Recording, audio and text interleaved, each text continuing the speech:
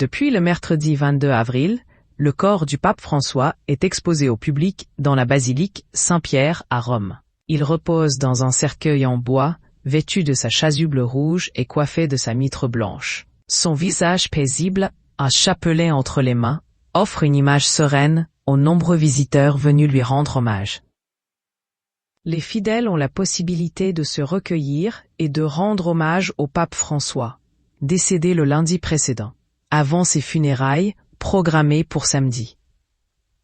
Avant son exposition, l'équipe a préparé son corps, incluant un embaumement et un maquillage. Un thanatopracteur italien a confirmé cette procédure dans un entretien avec l'AFP.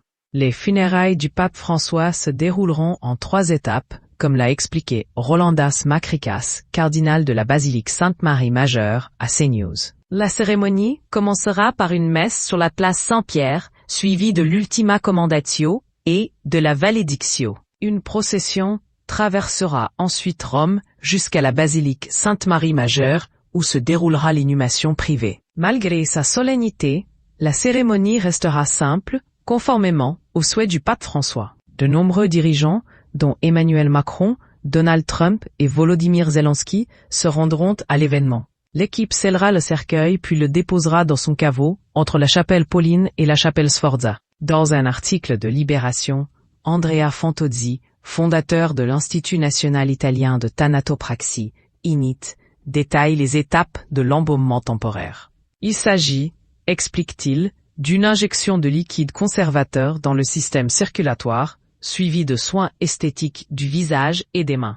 Le but de cette intervention, poursuit l'expert, est clair: ralentir les processus naturels de décomposition.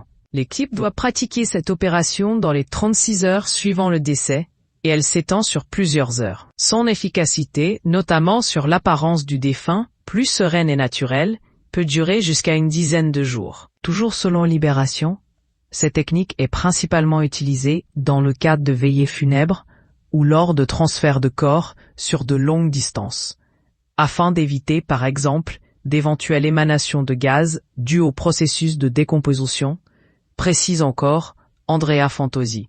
Andrea Fantozzi a choisi de ne pas confirmer s'il avait lui-même procédé à l'embaumement du pape François, invoquant le respect de la vie privée et les protocoles du Vatican.